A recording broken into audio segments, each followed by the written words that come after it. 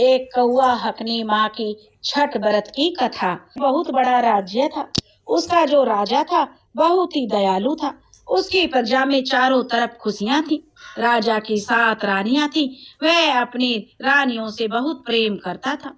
राजा के राज्य में चारों तरफ हरियाली और नदियां बहती थी। उसकी प्रजा भी उससे बहुत प्रेम करती थी। अपनी प्रजा की हर बात का ख्याल राजा रखता था। उनकी प्रजा को किसी भी प्रकार की परेशानी देखकर राजा विचलित हो जाता था। लेकिन राजा को एक ही दुख था, राजा के कोई संतान नहीं थी। यही सोचकर राजा बड़ा दुखी रहता था। वह अपने राज्य के पंडितों और ज्योतिषियों से मिलता और उनको अपनी समस्या बताता है। लेकिन फिर भी राजा ने एक एक करके 7 विवाह किए थे, लेकिन उसके कोई संतान नहीं हुई थी। राजा इसी सोच में डूबा रहता था। राजा की अब उम्र भी बढ़ रही थी। एक दिन की बात है, राजा किसी सोच में डूबा हुआ था। तभी राजा के दरबार में एक महात्मा जी आए और राजा ने महात्मा जी का बड़ा आदर सत्कार किया और बड़े प्रेम के साथ उन्हें भोजन खिलाया और दान दक्षिणा दी। तब महात्मा जी राजा की सेवा भावना से बड़े प्रसन्न हुए। राजा से कहने लगे, महाराज, क्या कारण है, तुम बड़े उदास दिखाई देते हो। तब राजा ने कहा, महाराज, मेरे पास किसी चीज की कोई कमी नहीं है, लेकिन मेरे इतने बड़े साम्राज्य को भोगने वाला कोई संतान नहीं है। मेरे इस राज्य का मेरे बाद क्या होगा? मेरे बाद तो मेरा राज्य नष्ट हो जाएगा। मैंने एक एक करके 7 विवाह किए हैं, लेकिन मेरी 7 रानियों से कोई संतान नहीं है। तब राजा से जो महात्मा जी कहते हैं, महाराज, इसमें चिंता की कोई बात नहीं है। आप अपनी रानियों से कार्तिक मास में छठी माता का व्रत कराओ। अमावस्या के बाद जब छठी माता का व्रत होता है, 3 दिन का व्रत होता है और नहाए खाए के निर्जल व्रत करके अगले दिन जो व्रत का पारण किया जाता है, सूर्य भगवान को अर्घ्य दिया जाता है। इस तरह से राजा को महात्मा जी अपनी जो पूरी विधि छठी मैया की बता देते हैं और राजा को थोड़े चावल देते हैं कि इन चावलों की खीर बनाकर अपनी 7 रानियों को खिला दीजिए। तब राजा खुशी खुशी जो बहुत सारा दान दक्षिणा देकर महात्मा जी को विदा करते हैं। अब महात्मा जी तो वहां से चले जाते हैं। राजा जो सबसे बड़ी रानी के पास जाते हैं और उन्हें महात्मा जी की सारी बात बताते हैं। तब बड़ी रानी कहती है, अरे, कहीं खीर खाने से भी संतान पैदा होती है? हमारे विवाह को 30 साल बीत चुके हैं, आज तक तो इतने ज्योतिष उपाय किए, वैद्यों को, हकीमों को दिखाया, कोई संतान नहीं हुई। और ऐसे करके राजा फिर दूसरी रानी, तीसरी रानी, चौथी रानी, 5वीं रानी, छठी रानी, सबके पास जाता। 6 रानियां मना कर देती हैं। सबसे छोटी रानी का नाम लक्ष्मी था। वह थोड़े गरीब घर से थी, क्योंकि राजा की जब उम्र हो चली थी तो राजा ने एक गरीब परिवार की कन्या से विवाह किया था। वह सुंदरता की मूर्ति थी और बड़ी 6 रानियां उससे जो ईर्ष्या रखती थी। अब जो छोटी रानी है उससे राजा कहते हैं, लक्ष्मी, आज एक महात्मा जी आए हैं और वो हमें ये चावल देकर गए हैं और छठी मैया का व्रत करने से कहकर गए हैं कि संतान की प्राप्ति जरूर होती है। तब छोटी रानी कहती है, जी महाराज, मैं जो इसका खीर बना लूंगी और आप मुझे जो गाय का दूध ला दीजिए। और वह छठी मैया का व्रत भी करती है और अर्घ भी देती है। नदी पर जाती है, पानी में खड़ी होकर जो सूर्य भगवान को अर्घ देती है और घर आकर अपना चूल्हा लीपती है, आंगन में खरना करती है। जो भी साधु महात्मा ने विधि बताई, पूरी विधि से जो छोटी रानी पूरे तरीके से करती है। वह खीर बनाती है और बड़ी 6 रानियों से कहती है, वह सोचती है कि जब संतान के लिए खीर बनाई गई है तो वो भी बड़ी दीदी हैं, उनको भी खीर खिला देती हूँ, सबको संतान हो जाएगी। जब वह खीर बनाकर थाली में परोसकर 6 बड़ी रानियों के पास जाती है तो 6 की 6 रानियां खीर खाने से मना कर देती हैं, उल्टा छोटी रानी का मजाक बनाती हैं, क्योंकि 6 रानियां तो अच्छे राज परिवारों से थी। छोटी रानी एक गरीब ब्राह्मण की कन्या थी, इसलिए वो उसे दासी से ज्यादा कुछ नहीं समझती थी। लेकिन राजा अपनी 7 रानियों में कोई फर्क नहीं करता था। छोटी रानी बहुत ही मासूम और भोली भाली थी, इसलिए राजा का झुकाव छोटी रानी की तरफ ज्यादा था। इसलिए बड़ी रानियां छोटी रानी से ईर्ष्या करती थी कि इसने आते ही राजा को हमसे छीन लिया। अब जब 6 रानियां खीर खाने से मना कर देती हैं तो जो छोटी रानी होती है वह खीर बनाकर खुद खा लेती है और 2-3 महीने के बाद वह गर्भ से हो जाती है। यह खुशखबरी वह राजा को सुनाती है, लेकिन वह कहती है कि राजा यह सुनकर बड़े खुश होते हैं कि चलो सौभाग्य से अब उसके भी संतान हो जाएगी। कोई उन्हें निर्वंशिया नहीं कहेगा, क्योंकि आगे नहीं तो पीछे राजा को सब निर्वंशिया कहते थे कि राजा बहुत दयालु, बहुत दान पुण्य करता है। लेकिन पता नहीं कौन से जन्म का कर्म है जो राजा निर्वंशी है, उसका जो वंश नहीं चलता। रानी अच्छे से जो सारे नियम कर्म करती थी, कार्तिक मास में स्नान किया करती थी, छठ की पूजा की। अब अगली छठ आने वाली थी, तो जब रानी को प्रसव हुआ, तो रानी ने जो 6 बेटों और 1 बेटी को जन्म दिया। 6 बेटे 1 बेटी को जन्म दिया, तो जो रानी जो दासी को बुलाती हैं, दासी जो जाकर दाई को बुलाकर लाती है कि छोटी रानी को प्रसव पीड़ा हो रही थी। पर जब बड़ी रानियां जो दासी को कहती हैं कि वो पहले ही दाई को समझा दे, जो भी बच्चा पैदा हो तो वह उन्हें होते ही जन्म लेते ही मार दे। जब दासी के जो दाई को समझाती है, तो दाई कहती है कि यह तो बहुत बड़ा पाप है, मैं कैसे इन मासूम बच्चों को मार सकती हूँ।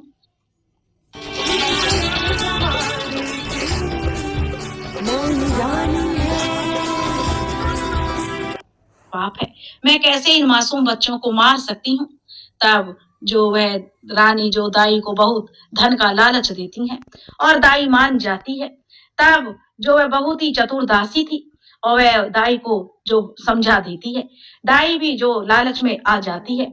अब इधर छोटी रानी लक्ष्मी ने एक एक करके 6 पुत्र और 1 पुत्री को जन्म दिया। अब जो रानी की तो जो बच्चों को जन्म देते ही मूर्छित हो गई, लेकिन वह जानती थी उसने बच्चों को जन्म दिया है। अब जो दाई क्या करती है कि उन बच्चों को जो एक मटके में भर लेती है और जो नदी महल के पास में बहती थी उसमें फेंक देती है। लेकिन रानी दासी से बोलती है कि वह राजा को अब क्या कहेगी।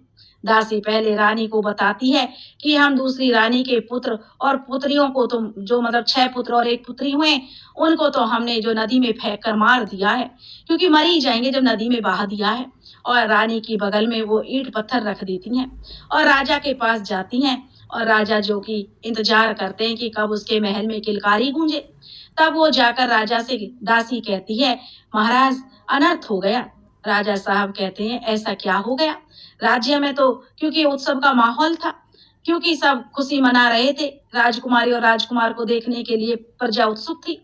तब दासी जाकर कहती है कि रानी ने ईंट पत्थर को जन्म दिया है।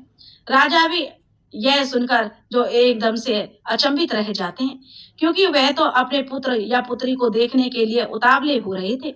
राजा और उसके दरबारी जब यह सुनते हैं तो वह कुछ समझ नहीं पाते। राजा पहले अपनी रानी के पास जाकर बड़ी रानी से बोलते हैं कि छोटी रानी ने पत्थरों को जन्म दिया है। यह सुनकर तो राजा के होश उड़ गए थे।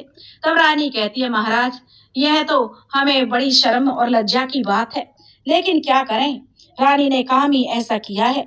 अब तो हम किसी को मुंह दिखाने के लायक भी नहीं रहे। अब रानी ने ईंट पत्थरों को जन्म दिया है। यह सुनकर राजा गुस्से में पागल हो जाता है और वह जो रानी को जो लक्ष्मी थी उसको उठाकर जो बाहर निकाल देता है। जब बड़ी रानियां कहती है, महाराज इसे महल की छत पर कौवा हाँकने के लिए रख दीजिए, यह तो इसी काम के लिए है, इसने न सबकी भावनाओं के साथ खेल खेला है। यह जो गर्भ से थी नहीं, इसने सबको झूठ बोला है। और मन ही मन 6 रानियां अपनी जो कुटिलता पर मुस्कुरा रही थी, क्योंकि उन्हें 7वीं रानी अपनी जिंदगी में एक कांटा लगती थी, जिन्हें उन्हें निकाल फेंका था। वो बहुत ही चंट थी और उसके खिलाफ ऐसी साजिश की थी। अब राजा ने जो छोटी रानी को महल पर बैठा दिया और वह बेचारी दिन भर कौओं को हाँकती रहती थी। प्रजा के बीच में यह बात आम हो गई कि बड़ी रानियों ने जो छोटी रानी को जो बाहर निकलवा दिया है, क्योंकि प्रजा तो जानती है, क्योंकि छोटी रानी ने ईंट पत्थरों को जन्म दिया है। अब जो भी लोग छोटी रानी को देखते सब उसका मजाक उड़ाते, लेकिन कुछ लोग प्रजा के ऐसे भी थे जो समझते थे कि जरूर रानी के साथ कुछ साजिश हुई है। दूसरी तरफ एक जो छोटे छोटे बच्चे थे, 6 लड़के और 1 लड़की पानी में बहते हुए जा रहे थे। वह बह रहे थे, तभी एक कुम्हारिन की नजर उन बच्चों पर पड़ी। वह बच्चों को देखकर अपने पति को बुलाती है और कहती है, देखो जी कितने सुंदर बच्चे हैं, कितने जो प्यारे हैं और फूल जैसे बच्चे हैं, किसने इन बच्चों को पानी में फेंक दिया।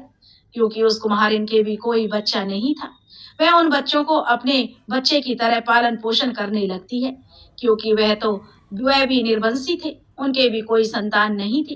पहले तो वो सोचते हैं जिनके बच्चे होंगे वो जरूर इन्हें ढूंढने आएंगे, लेकिन ये राजा के राज्य की ही बातें थी। वे समझ गए कि छोटी रानी के साथ जरूर कोई जो साजिश रची गई है। रानी के ही जो दूर दूर तक चर्चे हो गए थे कि महल में छोटी रानी ने ईंट पत्थरों को जन्म दिया है, लेकिन अब कुम्हार और कुम्हारिन ने यह बात किसी को नहीं बताई। उन्हें तो उनकी जैसे दुनिया मिल गई थी। धीरे धीरे अब सातों बहन भाई उस कुम्हार के घर में पलने बढ़ने लगे। जो लोग भी उन्हें देखता देखते ही बोलते, अरे यह तो किसी राजकुमार और राजकुमारी से कम नहीं लगते। कुम्हार इन लोगों की बात सुनकर बहुत ही बेचैन होने लगी। धीरे धीरे यह बात पूरे राज्य में फैल गई कि कुम्हार के यहाँ 7 बच्चे हैं, बहुत ही खूबसूरत हैं, बिल्कुल राजकुमार राजकुमारी जैसे। यह बात धीरे धीरे राजा तक भी पहुंच गई।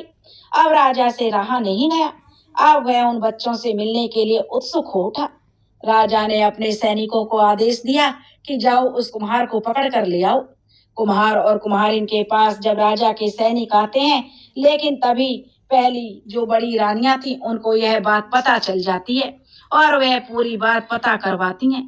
तब उनको पता चलता है कि यह वही बच्चे हैं जो छोटी रानी लक्ष्मी के बच्चे थे।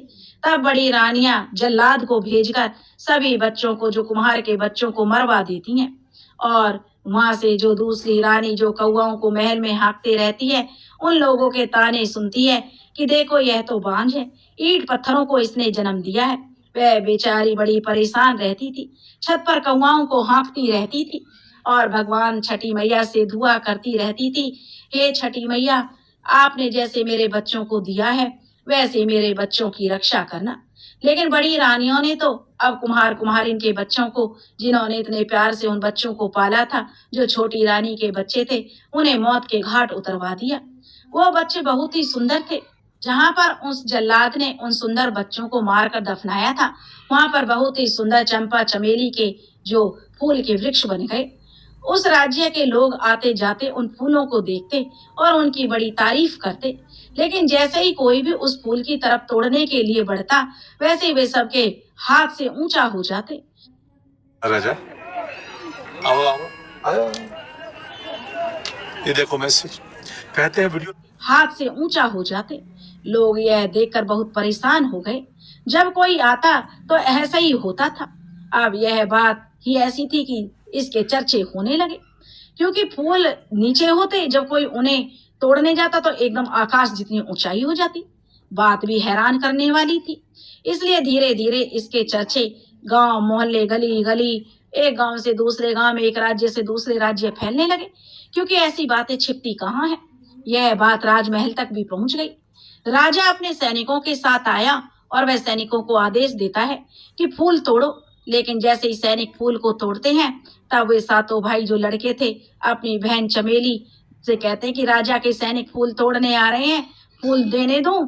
तब लड़की जो चंपा थी, क्योंकि भाई तो चमेली के फूल बन गए थे और जो लड़की थी वह चंपा थी, तो वह कहती थी कि नहीं भाई, लग जा आकाश, यानी ऊपर हो जा। इस तरह बार बार होता। अब राजा के सैनिक जब फूल नहीं तोड़ कर ले गए, तो राजा कहने लगा कि मैं ही फूल तोड़ता हूँ, और राजा स्वयं ही फूल तोड़ने के लिए आता है। तभी फिर इसी तरह दोनों फूल ऊपर की तरफ बढ़ जाते हैं। फूलों ने राजा से कहा कि उस कौवा हकनी को बुलाओ, जब वो तोड़ेगी फूल तब हम टूटेंगे। अब दूसरी जो सबसे छोटी रानी का नाम सुनकर राजा को बड़ी हैरत हुई कि कौवा हकनी में ऐसा क्या है जो सब लोगों ने इतनी कोशिश कर ली, किसी ने भी फूल नहीं तोड़े, तो कौवा हकनी भला यह फूल तोड़ेगी। क्योंकि अब कार्तिक का महीना था, छठी मैया के व्रत में थी जो कौवा हकनी रानी, क्योंकि अब रानी लक्ष्मी कोई नहीं कहता था, उसे सब कौवा हकनी कहते थे, क्योंकि वो महल पर कौवे उड़ाया करती थी। आज छठी के व्रत में थी आज भी, और अपने बच्चों की रक्षा की प्रार्थना कर रही थी, हे छठी मैया, मेरे बच्चों की रक्षा करना। तभी राजा के सैनिक कौवा हकनी को बुलाने के लिए जाते हैं और कहते हैं कि तुम्हें जो राजा ने बुलाया है।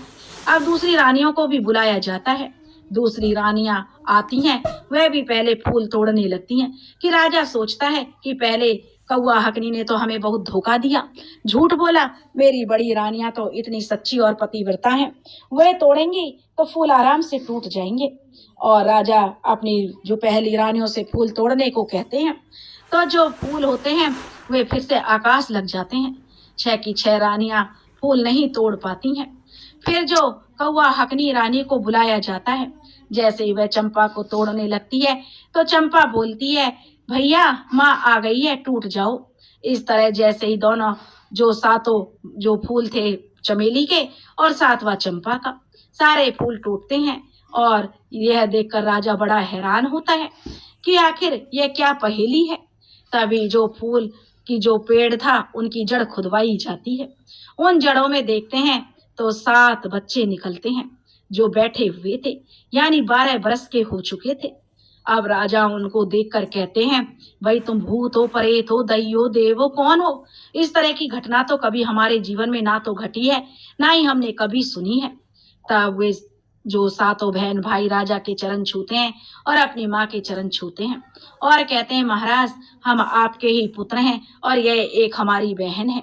और फिर वे कहते हैं कि हमने जो कौवा हकनी रानी, जिसे जो रानी लक्ष्मी है, जिसको सबने कौवा हकनी कहा है, हमने उसी की कोख से जन्म लिया है और छठी मैया ने अपने आंचल में हमें जगह दी थी, क्योंकि फिर जो तुम्हारी रानियों ने साजिश करके हमें मारने के लिए नदी में फिकवाया था।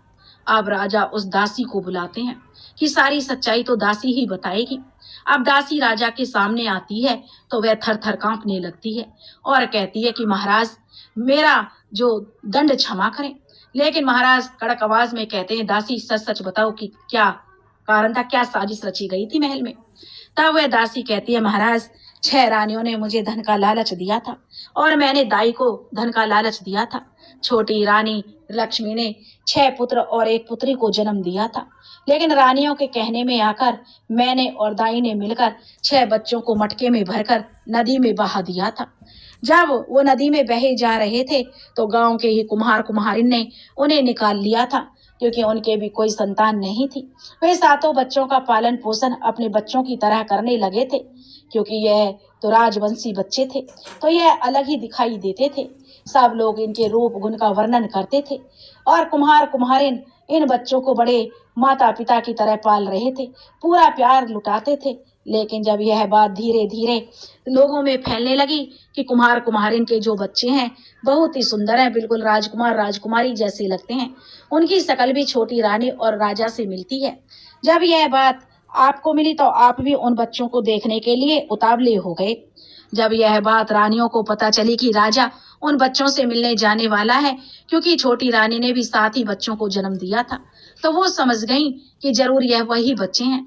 इसलिए उन्होंने जल्लाद को धन का लालच देकर उन बच्चों को मरवा दिया और जल्लाद ने जहां इन बच्चों को मारकर गाढ़ा था वहां पर ये फूल के पौधे बनकर उगाए। अब छोटी रानी जो अपने बच्चों को गले लगा रही थी, उधर राजा यह सब सुनकर क्रोधित हो उठे।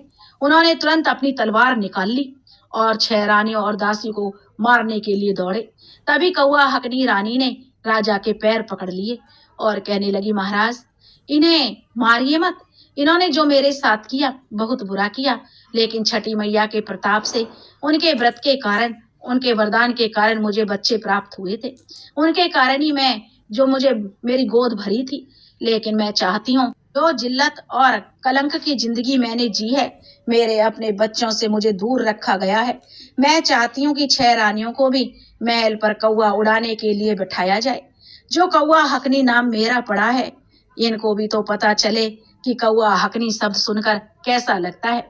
अब राजा ने रानी की बात मान ली। उस दासी और दाई को जो आजीवन कारावास की जो सजा सुना दी, उन्हें काल कोठरी में डाल दिया और 6 रानियों के राजसी वस्त्र और जितने भी गहने थे सब छीन लिए और उन्हें दासियों के कपड़े पहनाकर महल की छत पर कौवा जो उड़ाने के लिए बैठा दिया। अब सारी प्रजा में उत्सव का माहौल था। राजा के 6 बेटे और 1 बेटी थी।